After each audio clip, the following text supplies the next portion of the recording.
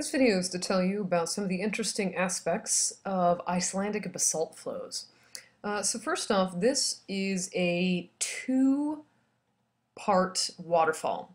So you can see the one that's right directly in front of you. It's called Little Foss, because it's the littler of the two. And the bigger one of the two is in the upper left-hand corner. You can see it. It's pretty far away. That's called Hengifoss. Now, the big thing about the waterfall in the foreground right here, not only is it very beautiful, but it also has what we call columnar basalt. Basically, it is basalt that looks like pillars from Rome. Now, these are formed when basalt cools, and the cools quickly, I should say, and the basalt forms these columns perpendicular to the cooling area. So when I say that, let's look at these columns right here. These columns are vertical right there, which means the cooling surface was probably right here, which makes a lot of sense because that's where the air could be.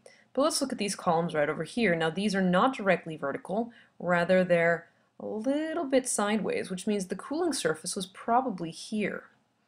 What that does is gives us some evidence to say that there probably was a river or a pond or something, another water source here, when this basalt flow came to be, and it cooled not vertically, but kind of this weird sideways. Now, in the upper ground, there is the Hengifoss. Now, the biggest thing you should notice about Hengifoss right now is that there's these little red stripes that kind of run in between the darker brown-gray areas. But we'll get a little closer to that. Before then, though, as you're walking up, there's all these other layers. Now, these layers are not basalt layers. They are sediment layers, which makes a lot of sense, seeing that this is near waterfall. Waterfalls and water tend to move sediment in a very efficient manner. We'll see some more of these photos later as well. Just as an aside, they had stamps of Hengifoss right when I was walking up to it, so that happens to be a picture of Hengifoss and the stamp.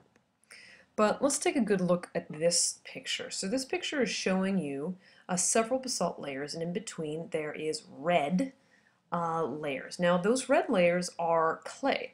They're red clay. Now the reason that there is red clay is actually for multiple reasons. So the basalt would flow from the fissures in the ground, and then after it cooled it would begin to weather. Now because basalt is fairly iron rich, it is going to rust. So iron rusts pretty red. So what it has there is it has rusted as it is weathered, and so it makes this red. However, that isn't the only possible explanation. In addition, there's another layer of basalt on top of it which could bake it, and baking it could also turn it red. And lastly, an eruption can actually erupt red ash or red lava, making it already red before it became clay. Now, you can see that there's several layers, and some of them are closer together and some of them are further apart. That just has to do with how thick the basalt layer was. And if you look here, there's a picture of me for scale. This is some non-basalt layers, but some sediment layers, and you can see that there's been several layers of sediment along with the several layers of basalt. So there's lots of layering that is occurring in this area.